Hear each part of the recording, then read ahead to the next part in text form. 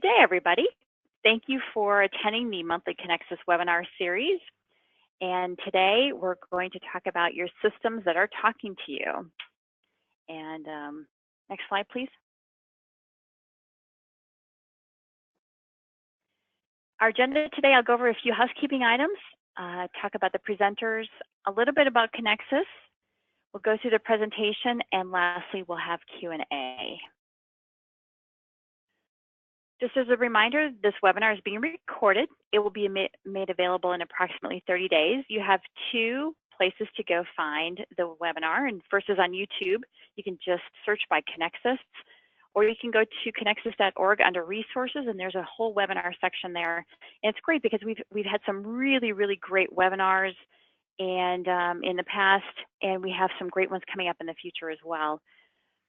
If you stay through the webinar and complete just a few short surveys, you'll be provided you'll be sent an email with a survey link. And if you complete the survey link and complete the survey with a few questions, you'll be provided a link to the presentation. All participants are on mute. We do ask that you use the web interface to ask your questions or type your questions. It's in the GoToWebinar panel. Actually, there's a little question section. Please, no specific vendor questions or specific cart brand questions. And if you do have any questions following the webinar, during the webinar, or any suggestions for future webinars, which is also one of our survey questions, please email info@conexxus.org. So today, our Conexxus host is Miss Allie Russell. She is the technology behind it today. I'm your moderator, Cara Gunderson. I happen to chair the Conexxus Data Security Standards Committee. My real job is the point of sale manager at Citgo Petroleum, and I'm a volunteer. And another volunteer with us is George Sconiers. And so today, George is going to share some awesome information with us. He is the Senior Solutions Architect at Omega. And then, of course, he has his voice assistant, Alexa. I know a lot of people are very interested in how to integrate Alexa, so George has got some great information for us today. I want to share a little bit about Conexxus because Conexxus is a small but mighty nonprofit organization. They really drive the standards for the U.S. petroleum industry and also work collaboratively with folks across the pond. And really, it's a benefit for everybody because as they set standards, that helps all of us enable similar loyalty products, interfaces for mobile and data security. They certainly help us provide the vision for emerging technology and emerging trends. And Conexxus, you know, is the technology arm for NACS, and they're comprised of basically volunteers such as George and myself, and they have a very few staff members. So it's really the folks from the industry, as some of the Conexxus staff like to say, the smart kids from the industry are really putting together these data standards, which is really helpful for all of us. As I mentioned, we've had some great webinars in the past, and we have George today. We do not have a webinar in October, simply because so many members are at the NACS event. And so therefore, there's a lot of education that's going on at NACS. And then in November, we'll have Joe Basirio from Security Innovation join us again for building a scalable security engineering team. And then I believe in December, what's not listed yet is we're going to have a webinar on chargebacks and handling chargebacks. If you are attending the NACS show, it is coming up very soon. It's October 7th through the 10th in Las Vegas. And Conexxus puts on the Tech Edge portion of the educational series for NACS. Conexxus also has their own booth, which is 6147 at NACS. And Conexxus really wants to thank the 2018 annual Diamond sponsors, and that's M-Shift, Gilbarco, Stuzo, Sibera, and Diebold Nixdorf. Now we're going to move to George and his great presentation. So George, I know that you're going to be switching back and forth a little bit for audio, so if folks hear like a 5 or 10 second delay, that is what's going on behind the scenes here. So, George? Yes, thank you very much for that great introduction. And I really appreciate the opportunity today to speak to all the great folks at Conexxus. I will be switching the audio here in just a second, and we'll get started.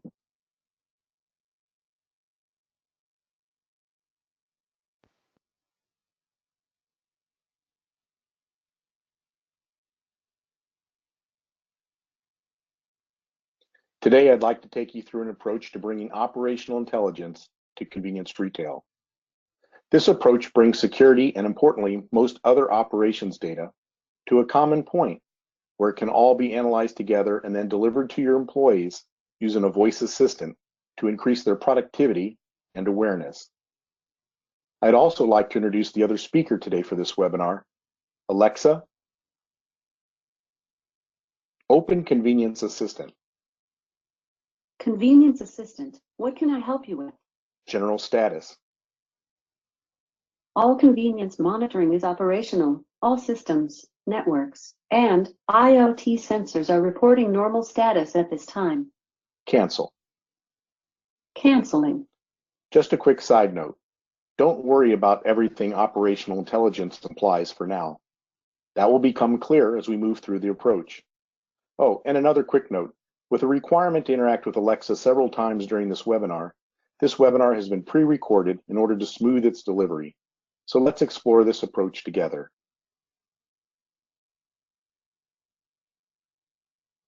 Before diving into operational intelligence, let's just consider the characteristics of good information. Back in business school, and probably in dozens of business seminars presented every year, we're likely to see the same or similar characteristics or features of good information as presented in this slide.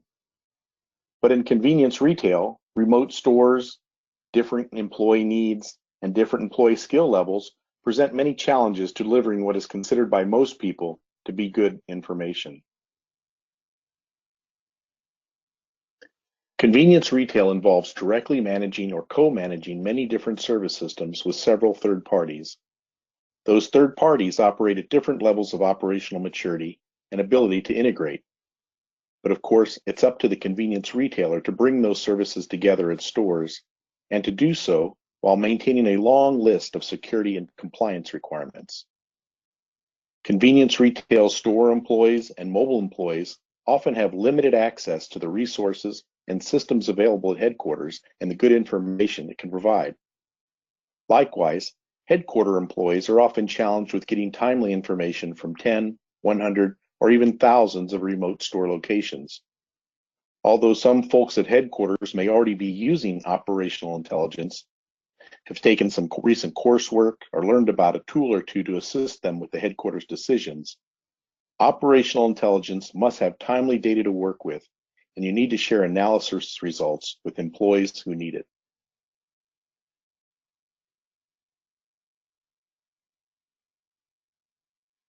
A big problem has been brewing in convenience retail for a while. We have many systems in use to monitor and control networks and devices, applications, digital signs, car washes, DVR cameras, and more. Most of these systems have separate operations consoles provided by the product or service vendors as part of their offering. The vendor consoles vary in complexity. Some have mobile device access, others don't. Many require pretty technical knowledge about the networks and devices that they monitor, like your router naming scheme, IP address mapping, and switching infrastructure. Others require detailed knowledge about their user interface, specialized query languages, text commands, and monitored location names in order to use them. Bottom line is, there are many, and they are often very different. Consequently, most retailers simply align employee console access along the lines of departmental responsibility and into several groups, ignoring the suspicion or even the obvious fact that some groups could benefit from some of the information available in consoles they don't have access to. Departmental alignment of consoles can lead to compounded complications and confusion in convenience retail. For instance, a problem in payments might really be related to intermittent network connectivity and have nothing to do with the payment processor. Headquarters management may not be able to understand that lower category sales were due to melted ice cream or warm beer that was available from an IoT sensor. A tech might be sent out to diagnose a digital signage controller at a store when in fact a store router upgrade was in progress at the time. Wasted time, wasted travel, wasted expense. Conversely, there can be big benefits to breaking down console boundaries. Network connectivity or slow connectivity when switched over to a wireless ISP backup may influence a store manager's own working hours that day to handle the resulting issues at a store. Optimal delivery routing from store to store, commonly used by delivery drivers with mobile apps, can be used by IT, district managers, or special project contractors to optimize their trip to a list of stores before leaving or even while in their vehicles using just their voice. IoT sensor data like door cycles, motion detection, glass breakage, and gunshot detection is certainly important to security. But more importantly, marketing can get highly valuable and immediate store analytics from pump transaction to door cycle ratios and aisle motion detection while testing new at-the-pump advertising or in-store advertising. Getting all the users onto all the consoles that they could benefit from is expensive. Many users only need very basic information from a console. Sometimes they can benefit tremendously from just a single piece of information, like is card processing down, or did an employee open the store up one time, or is a specific wash fluid empty? But there's a big learning curve to learning many consoles, especially as new versions are released. And of course, all of the consoles typically require credentials. Personnel rotation in convenience retail is relatively high, and it's just too expensive both in terms of training costs or even just in employee non-productive time required to internally train users on all the consoles they could benefit from. If the console vendor charges per user as they typically do, there's a cost associated with that user license fee also. Regardless, even if additional users are free on a vendor's console, there is a continual cost to administer that credential by someone within your organization. So let's talk about the first piece of solving this console problem. First step in our approach, use a SIEM. A SIEM, or Security Information and Event Management System, is already critical to managing network and device security in convenience retail today. As we learned from past Conexxus webinars, any leading SIEM provides substantial benefits in log collection and analysis, compliance efforts, and more. It often serves as the storage control mechanism for logs apart from the networks and devices that the logs originated from for safekeeping. A SIEM provides a consolidated hub that is necessary for alerting on important network and system security related events and serves as the engine behind dashboards and reporting. But a SIEM can also do so much more when fed a full spectrum of operations data. A SIEM can typically index or ingest many different operations data sources, including application logons, payment and wash counts, tank readings, door and motion data, and pretty much data from any application that can provide logging or data in a number of different ways. IoT sensors can provide door cycle, motion, and temperature readings. Payment transaction counts from processors or even payment transaction counts determined from payment connection data traffic can become part of what a SIEM indexes. Some Wi-Fi monitoring systems can log unique visitors by their smartphone Wi-Fi address and provide that to SIEM. Certainly not every single convenience vendor can share data, but the number that can is rapidly increasing as they move toward cloud architectures. And you should be taking that into consideration when selecting new vendors. Without getting into developer level topics in this webinar, most SIEMs today have evolved to incorporate numerous inputs that allow for the SIEM to ingest data from third-party vendors using standardized methods. Additionally, convenience vendors have adopted the same standards. A REST API can be used by a SIEM to request data from a vendor's backend server, or can be used by the vendor's server to transfer data periodically to the SIEM. Webhooks are typically used by a vendor to send data to a SIEM in near real time.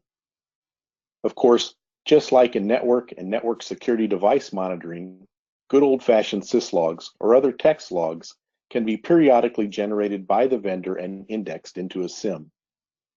Most leading SIEMs are typically very configurable and provide ways to send data in JSON or XML format.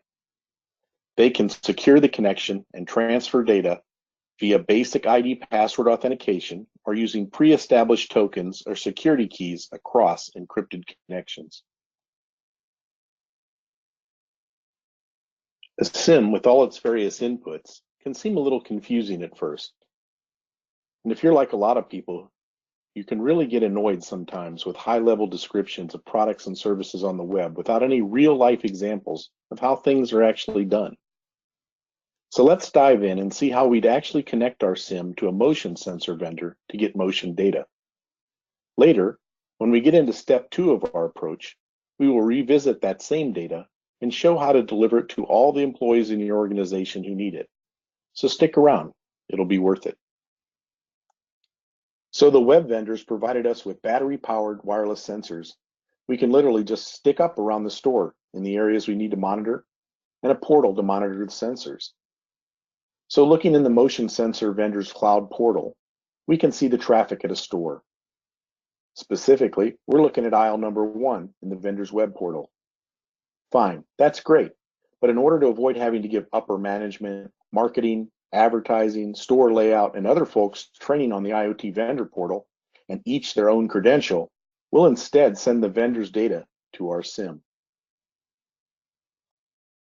First, we'll configure our SIEM to accept the motion data from the IoT sensor vendor and obtain a token to share with them. Next, we will configure the motion IoT sensor vendor portal to webhook our SIEM with the data they collect by simply providing them with the URL of our SIEM and the required security token for our SIEM input for that specific vendor.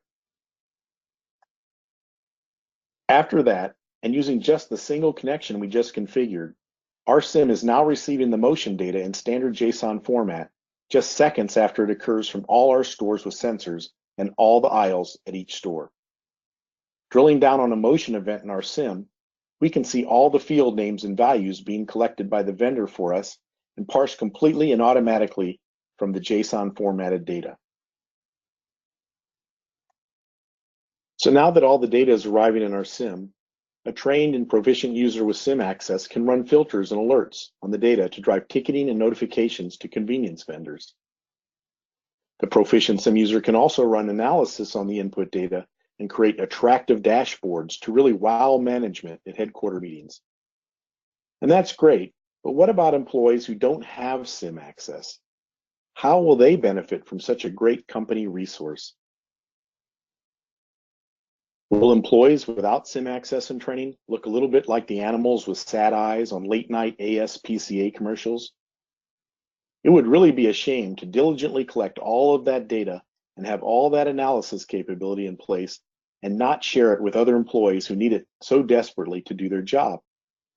But you can help them. Just watch these next few slides. The second step of our approach involves delivering operational intelligence to the users who need it. So imagine that management back at headquarters needs to know where they are on the issues they've been having that morning at the Arnold store. But the IT guys appear to all be out at lunch. Of course, the IT guys are actually putting out another fire, but that's beside the point. No, management doesn't have time to learn GeekFest consoles. They just want to know what's going on right now while they're driving to the golf course. So after our approach has been implemented using all the steps you see on this slide, the session between the manager on his way to the golf course and the convenience assistant might go like this. Alexa, open Convenience Assistant. Convenience Assistant, what can I help you with? What the is going on at Arnold today? Arnold, store number 66, at 7:01 a.m. POS number 1 went offline. At 7:06 a.m., ticket number 17538 was opened. IT and POS vendor were notified by email with ticket details. At 7:14 a.m., IT posted comment to ticket. Rebooted the POS, but still not functioning. At 8:22 a.m., POS vendor posted comment to ticket. I will be on site at Arnold at about 1 p.m. today. 1 minute ago, at 11:36 a.m., I sent a recording of your original request to me, without the bleeps in it, over to HR. What can I help you with? If you have a voice assistant at home, like 50 million other US adults do, you know that there are a lot of Alexa native skills or Google actions that a voice assistant can help you with. It is also important to understand that for the currently market-leading voice assistant, there are both native skills like, Alexa, what is the weather tomorrow? Tomorrow in Fenton, you'll see mostly sunny weather and can expect a high of 91 degrees and a low of 67 degrees. And third-party Alexa skills like the ones we've been listening to today. Today, in the interest of time, we'll be focusing on Alexa. When using Alexa internally for your organization, the third-party skill you create will only be accessible to users that have been approved to use it by PIN number, by the physical voice assistant unit ID, or by their unique voice attributes on any combination of the three. This is true in the office, at home, at the store, or in your car. The third-party skills are developed using the Alexa Skills Kit. The logic behind them runs either on Amazon Web Services Lambda service or on another server providing a compatible web service. And importantly, the SIEM we discussed previously should be one of those services. I realize that there might be some that are not one of the 50 million US adults who already have a voice assistant at home and who have not seen an Amazon Alexa device. For those, here are some images of some of the various units that have been released by Amazon. Just in case you are wondering, we will touch on those with screens and their capability in a couple of minutes. But first, if you believe you might have a desire to verbally or even physically abuse Alexa like the manager on his way to the golf game, or if you really just don't like the way it looks and would rather have it appear to be some type of object from an acid trip in the 60s, you can always change the looks with this protective leather mushroom fantasy case, available today from one of our prominent big box retailers. Seriously though, let's go through what happens behind the scenes with Alexa. Alexa is awoken with a wake word like Alexa, and only at that point begins to digitize a user's speech and streams that speech data to the Alexa service at Amazon. Based on the spoken invocation like Alexa, open convenience store assistant, an approved custom third-party skill is opened, and an interaction model for that skill is loaded. An interaction model for that skill begins to match the user's speech utterances, the user's spoken requests, with intents or commands and slots, the variables, defined in the interaction model that the user is interested in. For example, a slot could be a store name or store number. This speech-to-text and command slot interpretation process is AI-based, can be trained through samples, and is continually improved and is what makes Alexa much more human-like. A Lambda, or primary web service, processes those intents and slots. It makes decisions about what other third-party services can be utilized to satisfy the user's request, and sends an API request to one or more of them, gathering the required information. The third-party web services primarily include your SIEM, and hopefully you can clearly see the advantages of collecting all security and operations information into it and leveraging the analysis capabilities present in the SIEM as the first step of this approach. Finally, the primary custom Lambda or primary web service formats up responses to go back to the user as text, which is converted into speech by the Alexa service, or as cards to be displayed on the Alexa Show or Spot devices.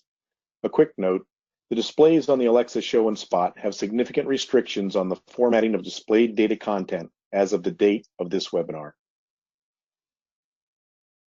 The whole process of defining how Alexa understands what the user is saying may seem a little complex at first, but tools are provided so that you can train Alexa to recognize different user requests and map out the intents and slots associated with them.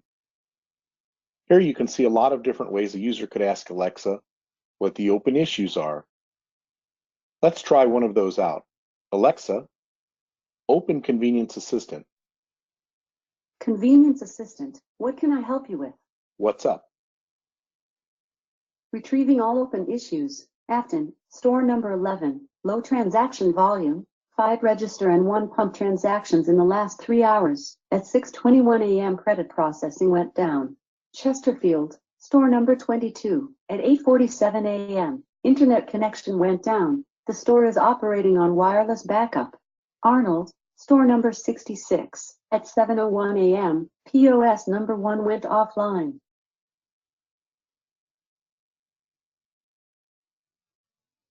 Users will likely want information about specific store numbers, store deliveries, hours worked, fuel pumped, transactions processed, and other items. For instance, here is a request that will be using a store number. Alexa can interpret numbers like a store number wherever you tell it that it may appear in a request. Also, by indicating that the slot should be a number improves its recognizing process. Let's try the sample for the intent in this slide. Alexa, open Convenience Assistant. Convenience Assistant, what can I help you with? What's happening at store number 33? Store number 33 Wildwood, at 9:03 a.m. POS number 2 went offline. Ticket number 17648 was opened and store manager and POS vendor were notified via email. At 9:11 a.m. POS vendor remoted in.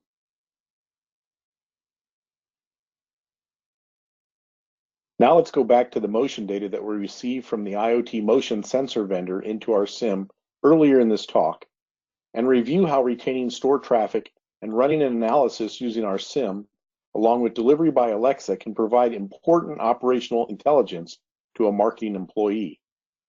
We'll also ask about store 33 again, but this time we'll be looking specifically for store traffic, which includes front door open-close cycles from the same vendor and multiple motion sensors in the store. Our SIEM will also run an analysis of recent data since the store opened against a previous time period in days. Alexa, open Convenience Assistant. Convenience Assistant, what can I help you with? Tell me about the store traffic at store number 33 since it opened. Wildwood, store number 33, store traffic from opening. Front door open 212 times. Bakery aisle number 1 motion count 124. Beer cooler aisle number 2 motion count 72. All counts appear normal.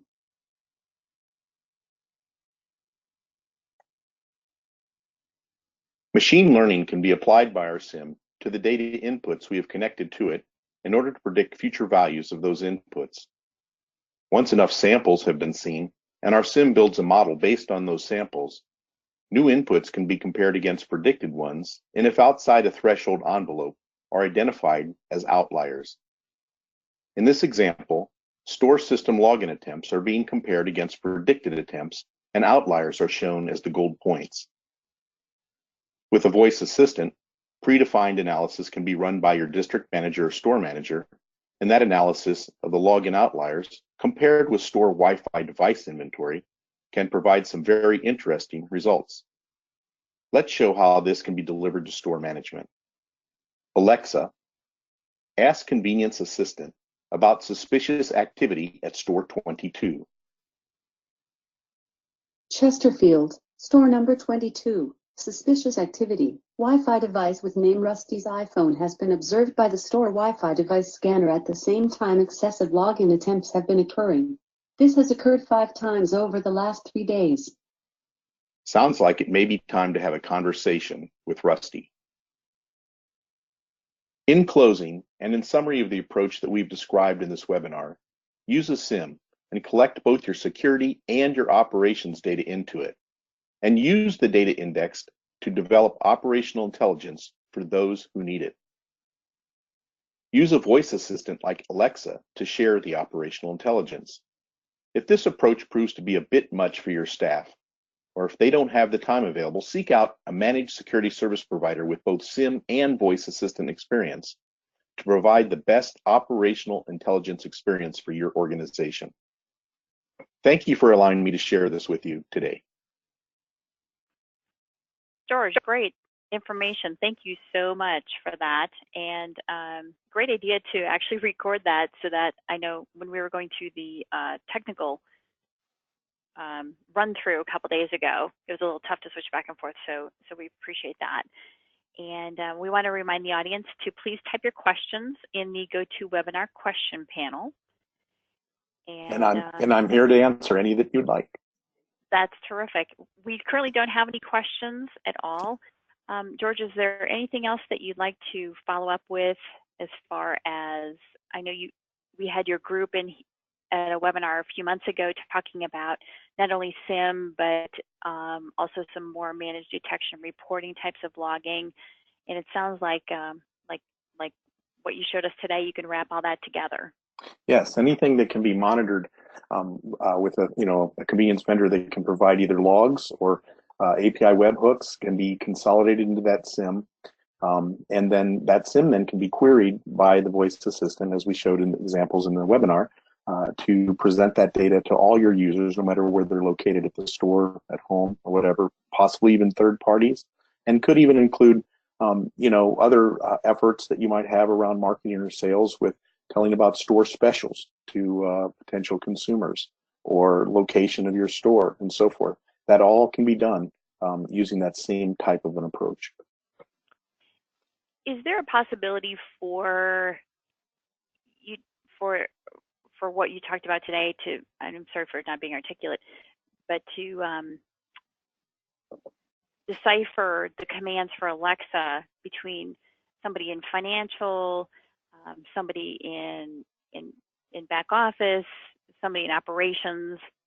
Because obviously the operations person isn't going to want to know that maybe that the POS, I mean, they are, that the POS is on cell backup, but we certainly want to know that is something that the IT person wants to know. Yes, the assistant is totally aware of who's asking the request. In other words, if you used a PIN number, and I didn't really show an example of that, but if a PIN number is used to, for instance, to connect in, if it's financial information example, or maybe security-oriented operations information, that PIN number can be used then to filter the data, just like we'd filter it for the time of day or week or whatever. So that is certainly something that can be done. You tell a consumer, obviously, if you're using it to market your store locations and your specials, obviously totally different information than you would tell your CEO what the open issues are and which stores are potentially having a problem. There'd be different information. And so we'd certainly do the queries based on the user's identity. Okay, great. I know you showed it real briefly, but could you go into a little bit more detail about like SIEM? A lot of us talk about SIEM because it's part of our everyday lives, but others on the call may not know exactly what that stands for. So could you talk about the acronym and some of the basic things that somebody would have in their SIEM logging? Sure. So SIEM stands for Security Information and Event Management. And it, of course, was brought up and first originated around security. And that's why the acronym is what it is. And it had to do with just collecting things that we already had some automation around. For instance, collecting logs from routers and firewall devices, and noting intrusions against the firewall, perhaps noting missing antivirus, things of that nature, all security-related items.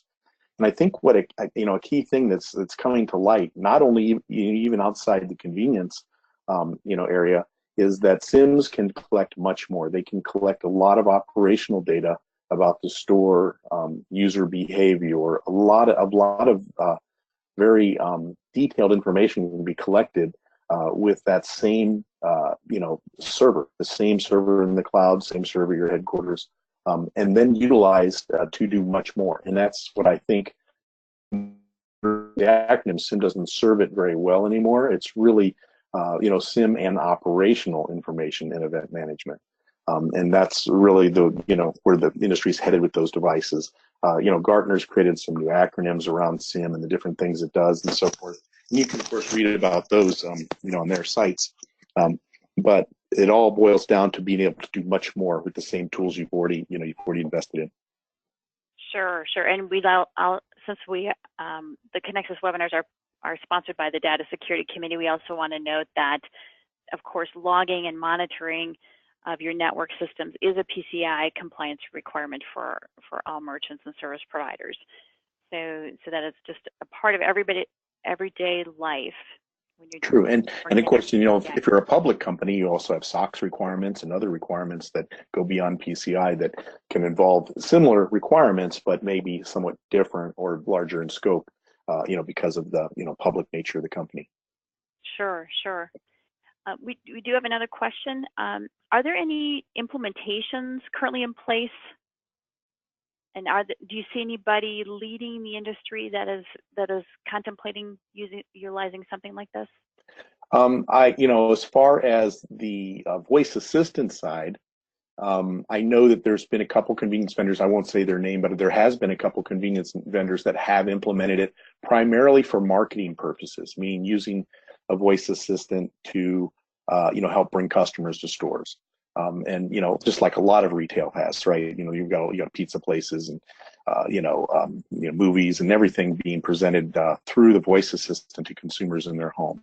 I have not yet heard of extending out information operationally with a voice assistant, and I think this is probably this approach here that we talked about, steps 1 and then steps 2 with the voice assistant, is probably a new concept for this industry and probably many.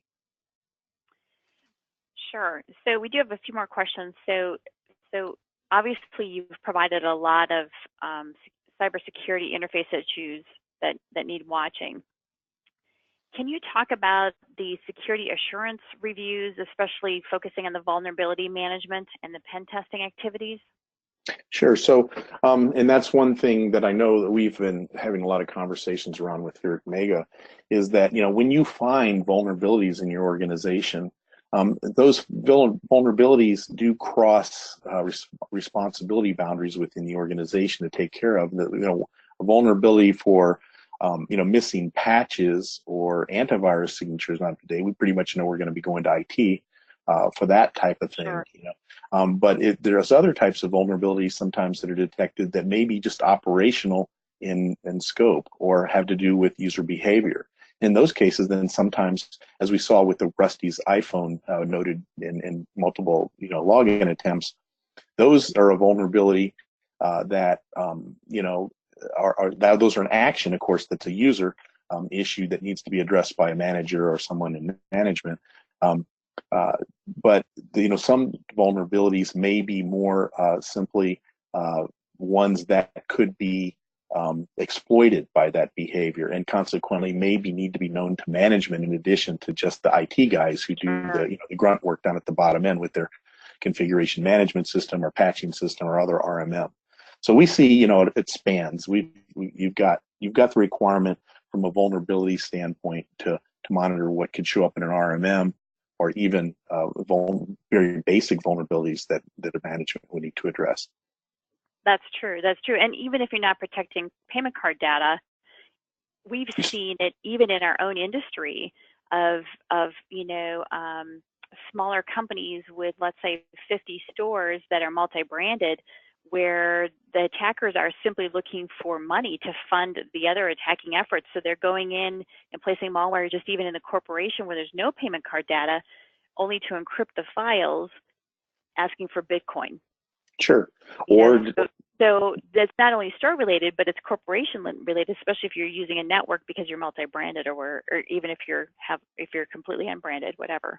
Sure. And a resource like all those machines you would have in a convenience organization, once they learn how to attack one, they may be able to attack all of them because of similar architecture and layout and so forth. True. And the bots could utilize those to launch denial of service attacks against a company and so forth. So sometimes what you're monitoring for is things like just the machine being a lot more busy than it normally is, and that may lead you then to find a vulnerability that you didn't know existed because of the, essentially the empirical testing of that machine and how it's operating. That's true. That's true. You bring up another good point about the folks that the attackers are looking if they're mining Bitcoin, they're actually looking to steal electricity and computing power. Yep, compute power is key to launching denial of service attacks. Yep, exactly. So we do have a few more questions here since we have a little extra time. Are all users locked into using Splunk for No, SIEM no, and no. for Alexa? No, I definitely don't want to, to make that, as a statement here. Since we're highly familiar with Splunk, it was easy to get screenshots. Okay. But there's a number of good SIEMs on the market today. And Splunk is just one of those. I believe it is probably one of the leaders. If you take a look at, again, Gartner's quadrant, the standard quadrant graphs, you'll see that Splunk and a few others are at the very top right in the top quadrant. So there's others out there. And of course, you can spend the time and build your voice assistant interface to a different SIEM. It just depends on, your staff's capabilities and the development time you have available. Sure, sure. So the next question is actually quite great since we're Conexxus is sponsoring and footing the bill for the webinar here. The question is, isn't it a pain to get every device from every sort of feed into a SIEM? How did developing IoT or Internet of Things standards play into this? Well, I showed you the one example in the webinar where we were able to just with some very quick changes to the SIEM and changes to the vendor's portal, since again, most vendors are moving to cloud portal architectures. What happens is, in the case of motion sensors, as an example, or door sensors, all that transactional data gets rolled up to their cloud, and then the single cloud interface is used to go to the SIEM in order to collect it all. So with that one connection we made, we could literally be collecting data in near real time from thousands or even tens of thousands of sensors with that one interface. So it's important to see that you do need, and that's why I made the statement on the slide, that you need to consider vendors who are going towards an architecture and have the APIs and the sharing capability either through syslogs or through webhooks or whatever standardized sharing method they use so that you can get that data. And again, selecting a SIEM that has the necessary inputs and the variability of that inputs helps you then integrate that process. The SIEM is a very intelligent piece of software today. You'll see it in, again, the leading SIEMs so that they can parse the data automatically in JSON or XML format, so you don't have to do a lot of grunt work to start getting usable data and to be able to report on that. Yeah, and then also don't be afraid to vet and your third-party providers. I mean, we've seen so many huge and well-known data breaches because they weren't able to get to the corporate office, but they were able to get to the third parties and sort of snake their way through the network to get to the payment card data or the sensitive data if you have loyalty data. So just kind of keep that all in mind as you're building that out, and make sure that you're working in tandem with your security provider. Yes, and it's important that data feed that you get from the third parties, whether it's WARSH usage data or management data from a WARSH system or pump transaction counts, you're going to want to be sure that you run the appropriate filters and the appropriate checks on the data that's coming in to be sure you're not seeing any evidence of something you shouldn't have in your organization at that point.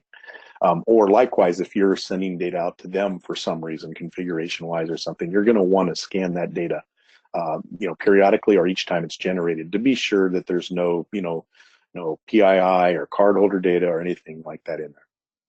Yeah, I mean, Donna Perkins, I believe it was last December, was our webinar presenter, and she actually talked about even file imports and databases in your systems containing the file imports are certainly in scope for your PCI compliance. So just be cognizant of all of those extra ancillary things that you may be creating to make this all work. Yes. So, couple more questions here is, for small operators, how much time do they need to dedicate to having it all programmed properly? I mean, are there third parties? Are there devices companies that they can work with? Yeah, there are some MSSPs that, of course, utilize the SIEM as part of their offering today. Our company, of course, is one of those. And Yep. and they basically will use a SIEM in order to consolidate the data and can work with you to to gather the data from the various different vendors. They're knowledgeable of the interfaces that some of those vendors have and so forth.